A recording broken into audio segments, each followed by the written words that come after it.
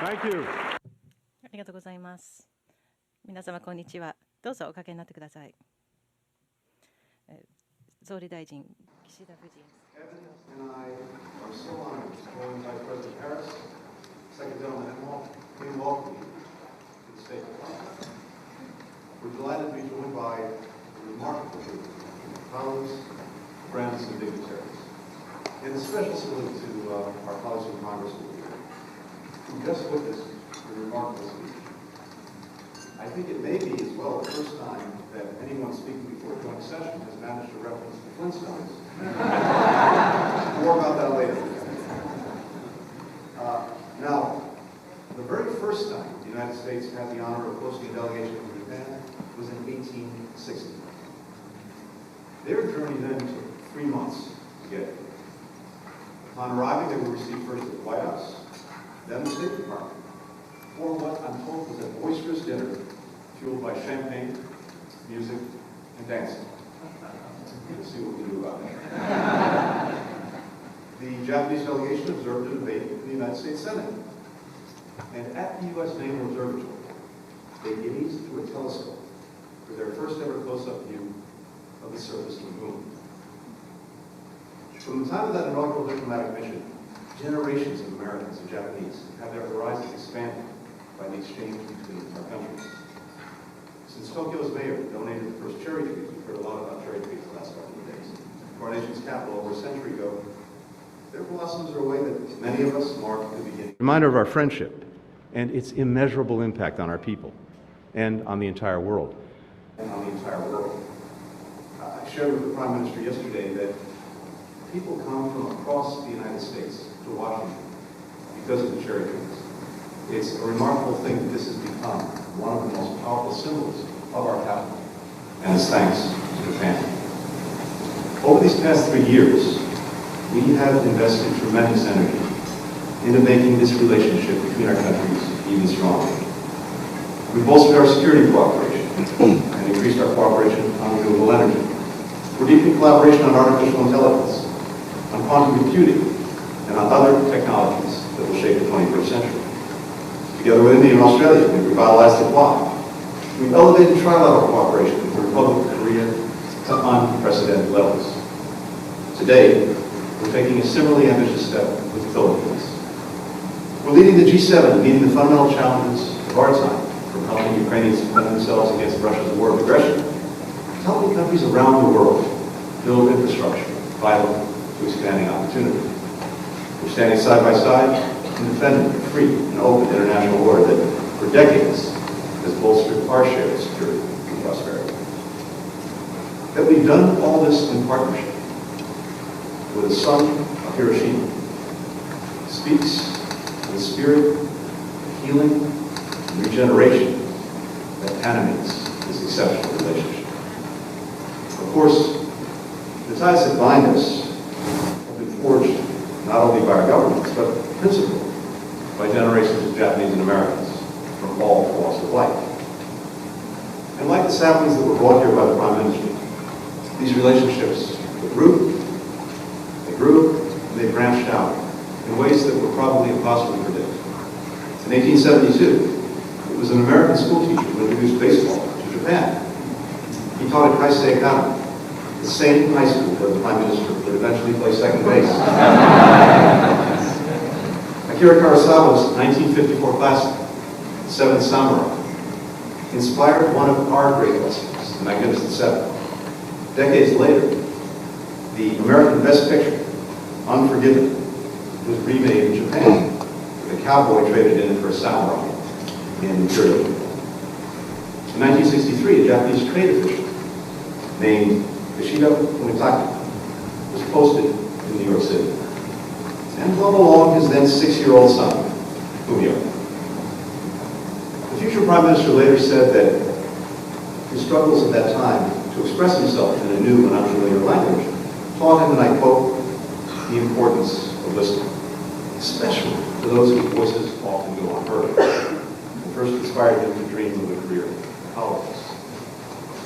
I think anyone who heard the Prime Minister speak last night at the White House and today before our Congress know how he's mastered the ability to speak to people, but also, based on what he says so clearly, to have listened to them. This is a man of not only extraordinary leadership, but deep empathy that's reflected in his leadership. Not far from here at the Smithsonian's Modern Art Museum, the record for the two most popular exhibits are held by the same artist, Yayoi Kusama. Many of you have seen these installations, her affinity mirror rooms, where bright, glowing, polka-dotted covered orbs seem to extend on forever. Early in her career, Kusama wrote a letter to the great American painter, Georgia O'Keeffe, looking for advice. She dreamed of moving to New York, but felt daunted. O'Keeffe wrote back to her, "Make the leap." Kusama did, and the rest is truly infinity. These threads that connect our people, connect our cultures through time, they feel a little bit like Kusama's installations, spreading with radiant, glowing ties as far as the eye can see, including into space, where we're working together on everything from running an International Space Station to using the James Webb Telescope to better understand how our universe was formed in the first place. And now, more than 160 years after that first Japanese delegation came to the United States and looked at the Naval Observatory through a telescope at the moon, we've agreed to be the first two nations to step foot on its surface together and drive around on it too. We have a lunar rover that Japan is building, a model of which you'll be able to see when you walk out of the State Department today. So, please, join me in raising a glass. Thank you.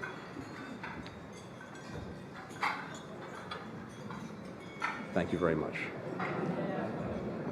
To all the places we can imagine our extraordinary friendship will take us, and even more, to all the places we cannot even imagine in this moment going, but where we know our determination, our innovation, and especially our friendship and cooperation will one day allow us to walk together.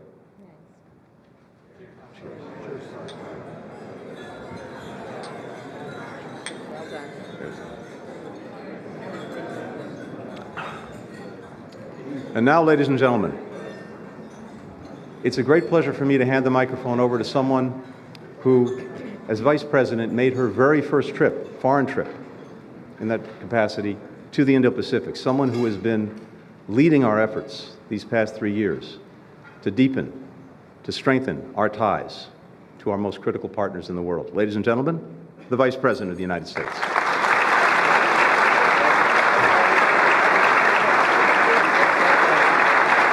Thank you. Thank you. Good afternoon. Good afternoon. Good afternoon. Good afternoon. Thank you. Thank you. Thank you. Thank you.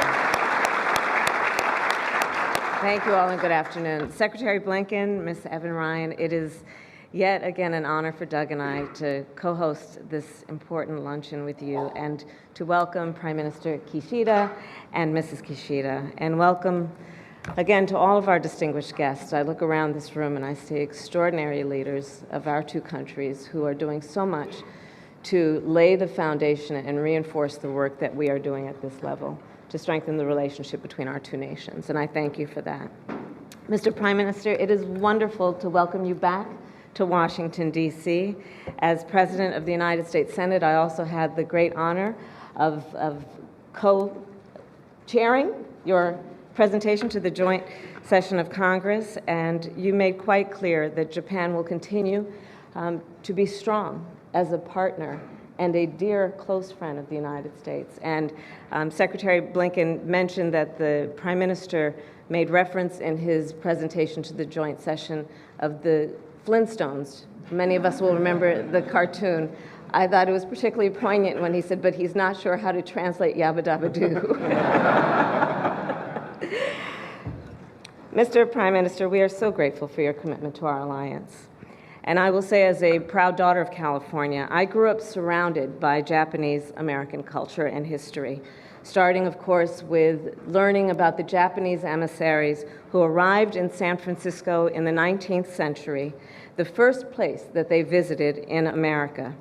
And over the years, celebrating that history, be it in San Francisco's Japantown, in the Peace Plaza, or in the Presidio, where in 1951, the security treaty was signed. And in my elected career as District Attorney of San Francisco, Attorney General of California, and a United States Senator, one of my dearest friends and advisors was Secretary Norm Mineta.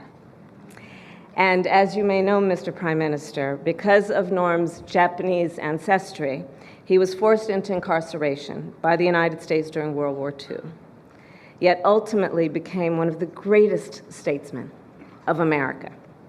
And he fought throughout his career, understanding the importance of balancing and prioritizing both national security and what we must do in terms of civil rights. And he showed us that from great pain can come great purpose and progress. And in honor of your visit, we pay tribute to him with the establishment of the Mineta Ambassadors Program to increase student exchanges. Mr. Prime Minister, I'm incredibly proud of the purpose we share and the progress our two nations have made. And as Vice President, it has been one of my great honors to help further strengthen those ties. You and I, as Secretary Blinken mentioned, first met in September of 2022 when I traveled to Tokyo to represent the United States at the funeral of Prime Minister Abe. Prime Minister Abe was the author, of course, of the principle of a free and open Indo-Pacific. And he invested in the U.S.-Japan alliance and set Japan on a course of global leadership. Mr. Prime Minister, under your leadership, Japan's global role has grown immensely and even further, and the United States and the Japan alliance is now stronger than ever. During my trip to Japan, I flew south across the Tokyo Bay to a joint naval base where Japanese and American sailors train and serve side by side. From the flight deck of the USS Howard, I had the honor of addressing hundreds of American sailors in dress whites, from which I explained the United States is a proud Indo-Pacific power, that the U.S.-Japan alliance is the cornerstone of peace and stability in the region, and America's commitment to Japan's defense is ironclad. And today, I will add, the bonds between our nations and people are also ironclad. Under your leadership, Japan has been an extraordinary partner to the United States. In addition to Tokyo, you and I have met in Bangkok, in Jakarta, and here in Washington at the Vice President's residence. Each visit building upon our contributions to global security and global prosperity, from maintaining peace and stability in the Taiwan Strait to trilateral cooperation with South Korea, to the defense of rules and norms in the South China Sea, a dialogue which we will continue later today with President Biden and President Marcos. We have worked together to advance investment, research, development for our semiconductors, resulting in strong supply chains and a strong American manufacturing industry. And building on our first conversation 18 months ago, yesterday we announced that a Japanese astronaut will be the first international astronaut to the moon as part of our collaboration under the Artemis program. Yes.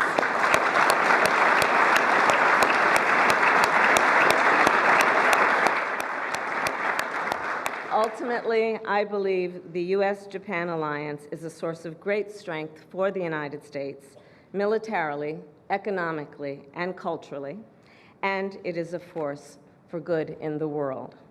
So I will conclude where I began, my home state of California and Japan. In 1964, as we know, while you were living in New York, as the Secretary just referenced, my beloved San Francisco Giants called up a pitcher from the minor leagues. And in September of that year, that player debuted at Shea Stadium in a Giants game versus the Mets, just a few miles from your school in Queens.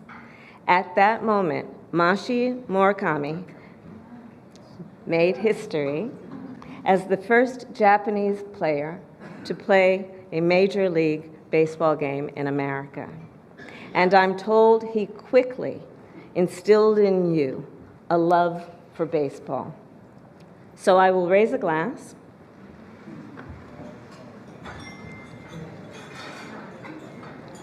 To my beloved San Francisco Giants. and your Hiroshima Toyo Carp, and to all the enduring bonds between our nations. Thank you.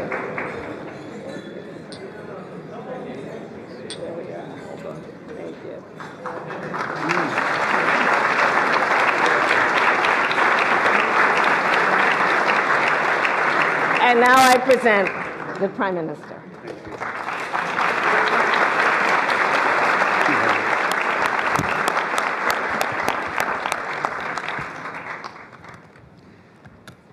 ハリス副大統領閣下、そしてエムホフ様、そしてブリンケン国務長官とライアン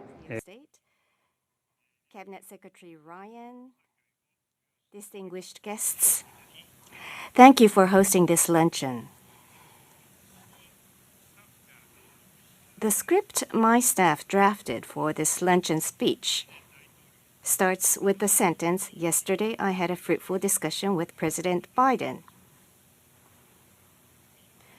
Quote-unquote fruitful discussion is a cliché diplomats like to use. When I was foreign minister, oh, did I hear that phrase over and over again until I almost got tired of it. I also know that when a diplomat says, that's interesting, more likely than not, that person is thinking, how boring.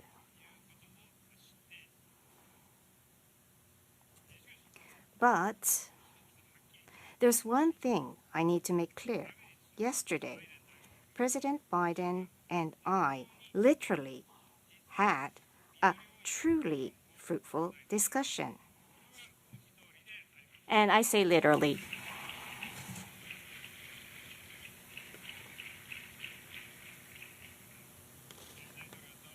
The President and I reaffirmed the strength of the Japan-US alliance.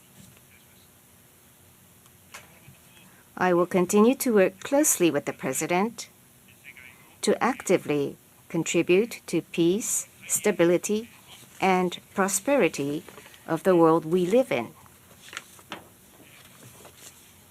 The success of the summit would not have been possible without the hard work by the Honorable Vice President, Secretary Blinken, and the collection of competent people on your team, to whom we must thank with a great round of applause.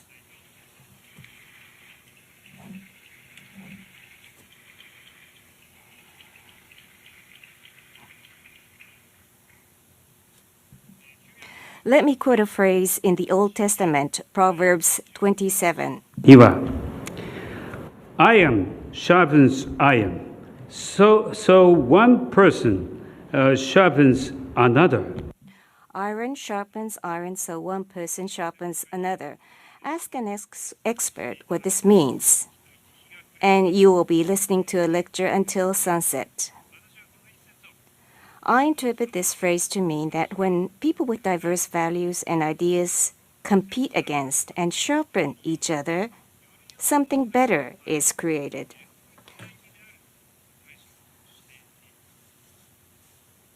That, indeed, is the force behind diversity, America's strength, that I encountered in New York in my childhood days, and is the power of Team Biden, I believe. As I look back, when I was little living in New York, I feel that the philosophy and the words delivered vigorously by President Kennedy in his inaugural address most resonated among the grown-ups back then. We shall pay any price, bear any burden, meet any hardship, support any friend, oppose any foe, to assume the survival and success of liberty. This is a passage from the inaugural address. Because of this liberty, we are able to leverage diversity as the engine to drive ourselves forward. Indeed, only because both Japan and the US enjoyed liberty and were open and frank with each other, a people successful in broad and diverse areas, just like yourselves here today, were able to overcome differences in opinions or positions, were able to deepen mutual understanding, and have produced the engine power to advance the Japan-US relationship forward. Let us continue to do so as we have done so far. But for the moment, just let us enjoy the lunch. The unwavering Japan-US relationship of today is all due to your passion and contribution. Please allow me to take this opportunity to thank you all once again.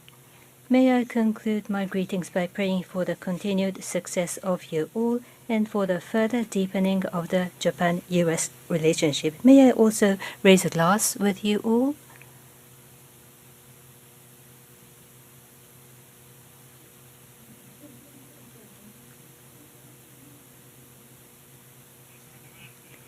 Together with myself for the US-Japan relationship and for a bright future of our relationship and for each and every one of you, please do continue your success and prosperity.